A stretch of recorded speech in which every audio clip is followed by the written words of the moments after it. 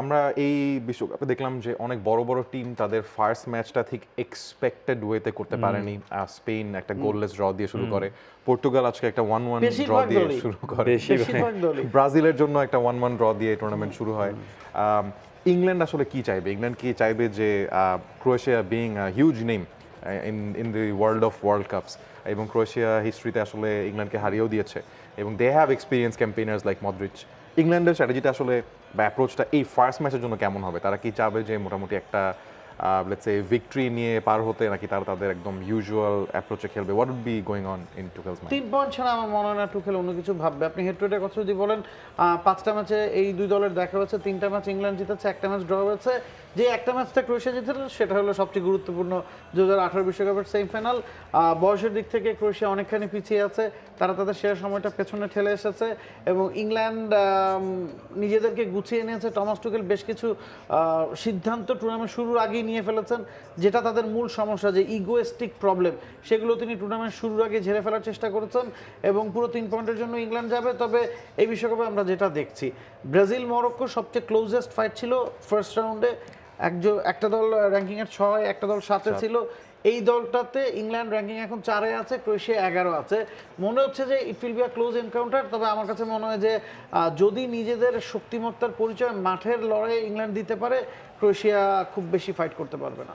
যদি দুই টিমের একজন করে সুপারস্টারের কথা বলতে হয়, প্রবাবলি ইংল্যান্ড থেকে everyone will pick Harry Kane, এবং অন্যদিকে আসলে প্রবাবলি সবাই মডরিচের কথাই বলবে।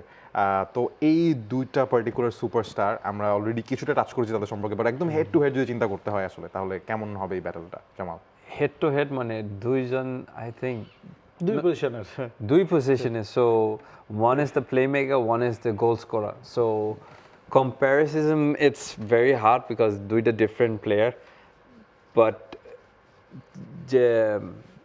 how we say it, the impact যদি বলি, then of course Modric, everything goes through Modric. The same with Harry Kane. Who will score the goals? একটা নাম আছে, Harry Kane, সবাই বলে Harry Kane. One of the problems with England team, আমরা এখানে একটা বলা আছে, is coming home. So আমরা অনেক বছর এটা শুনছি, is coming home.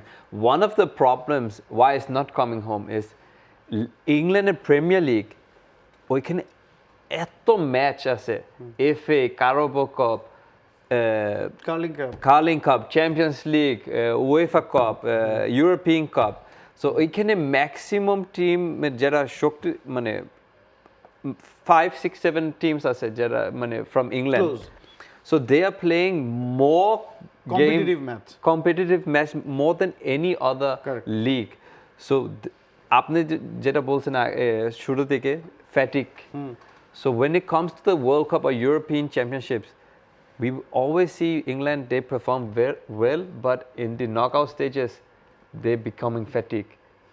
So I think it's going to be the same for England this time. এবং জামাল যে কথাটা বলেছেন, ঠিক একই কথাটা গ্যারি নেভিল বলেছেন একটা পডকাস্টে, যে ইংল্যান্ড শুরুর দিকে ভালো করবে, ইংল্যান্ড গ্রুপ পর্বে ভালো করবে, রাউন্ড অফ 32, রাউন্ড অফ 16 পর্যন্ত হয়তো তারা পৌঁছে যাবে। তবে কোয়ার্টার ফাইনাল, সেমিফাইনাল বা ফাইনাল, বিগ ম্যাচে যখন 1 মাসের ব্যবধানে ইংল্যান্ড দলের প্লেয়ারদেরকে 6ষ্ঠ বা 7ম ম্যাচ খেলতে হচ্ছে, তখন যে পরিমাণ এনার্জি দরকার হবে, বিশেষ করে মিডফিল্ডে আপনার দখল নেওয়ার জন্য, ওই জায়গায় গিয়ে ডেকল্যান রাইস, এলিয়ট অ্যান্ডারসন বা জুড বেলিংহামরা, এনজো ফার্নান্দেজ, ম্যাকঅ্যালিস্টার, কিংবা ব্রাজিলের কথা যদি আপনি বলেন, স্পেনের কথা যদি বলেন, ফ্রান্সের কথা যদি বলেন, তাদের সাথে একই তালে কম্পিট করতে পারবে কিনা সেটা পার্থক্যটা আনবে, এবং তারা নিজেরাই মনে করছে ওই জায়গাতে ইংল্যান্ড পিছিয়ে থাকবে।